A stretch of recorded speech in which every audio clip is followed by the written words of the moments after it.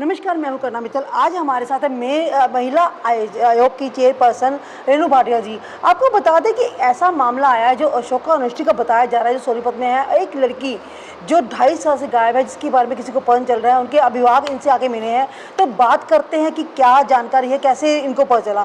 Ma'am, सबसे पहले आपका स्वागत है हमारे चैनल में। शुक्रिया। मैम, कैसे पता चला आपको कि भी एक लड़की है जिसका नाम अनन्या बताया जा रहा है, वो गायब है? देखिए, महिला आयोग के जो रूटीन हेयरिंग सेशंस होते हैं, हमारा एक सेशन सोनीपत में चल रहा था। उस सेशन को देखकर रोहतक से ये पेरेंट्स हमारे पास आए, शर्माज, और जिन्होंने हमें बताया कि उनकी बेटी अशोका यूनिवर्सिटी में पढ़ती है। और एक दिन हम पेरेंट्स वो रोहतक अपने घर आई, तो हम पेरेंट्स कहीं गए हुए थे। जब वापस आए तो वो बच्ची घर पे नहीं थी। जब हम फ़ोन करते रहे तो बच्ची ने फ़ोन नहीं उठाया। हमने पूरी मतलब कई घंटों तक उसको ट्रेस करने के बाद आ जाएगी, सहेली के घर होगी, इधर उधर, ये सब किया। लेकिन जब नहीं आई तो हमने पुलिस कंप्लेन की, वेट किया कि वो मिसिंग है, मिसिंग कंप्लेन दी। और जब ट्रेस किया गया उसका फ़ोन लोकेशन, तो वो अशोका यूनिवर्सिटी पाया गया। हमें लगा कि अब वो अपनी यूनिवर्सिटी गई है, हमें बता नहीं पाई। परंतु तब से लेकर 2.5 साल हो गए, हम उसे कॉल करते हैं, वो बात नहीं करती, उसका कॉल नहीं उठता है, नंबर हमारे ब्लॉक हैं या चेंज हैं, जो भी उसने किया। और इन पेरेंट्स को चिंता हुई। अब 8 महीने हम लोगों की भी मेहनत के बाद अब जो हमने निकाला कि इस यूनिवर्सिटी में इसी प्रकार से जैसे ये बच्ची गायब है और ना गायब हों।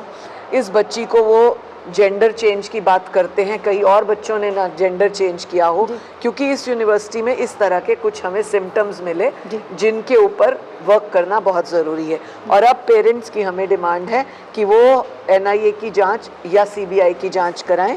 एनआईए की इसलिए क्योंकि जो एनजीओज हैं उनकी फंडिंग विदेशों से होती है।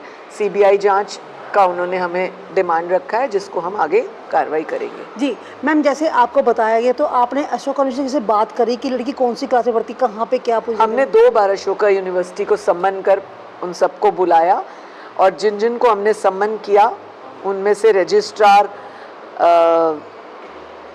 और आनंदी पांडे, इस तरह के लोगों को हमने सम्मन किया। वो आए, परंतु रजिस्ट्रार एकदम चुप्पी लगाए बैठे। जिनको जो प्रश्न पूछे वो कहते थे मुझे नहीं पता, मुझे नहीं पता।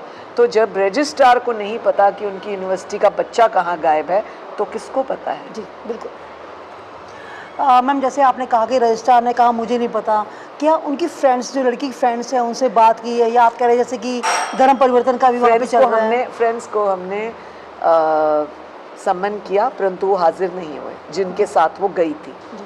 मैम, जैसे आपने बताया कि पूरा मामला, अब आगे क्या कार्रवाई करने का वो है? हम लोग पेरेंट्स के मुताबिक, जो उन्होंने हमें कंप्लेंट दी है, उसके मुताबिक हम सीबीआई की जांच के आदेश देंगे। जी मैम, जैसे आपने बताया कि पेरेंट्स है, वो 2.5 साल से उनसे बात नहीं हुई है, तो लड़की से कोई मनमुटाव या कुछ ऐसा? नहीं, ऐसा कुछ नहीं है। यही तो ढूंढना है कि इस यूनिवर्सिटी में ऐसा क्या है कि बच्चे यहाँ जाते हैं, ट्रांसजेंडर हो जाते हैं, और यहाँ जाते हैं तो माँ बाप से बात नहीं करते।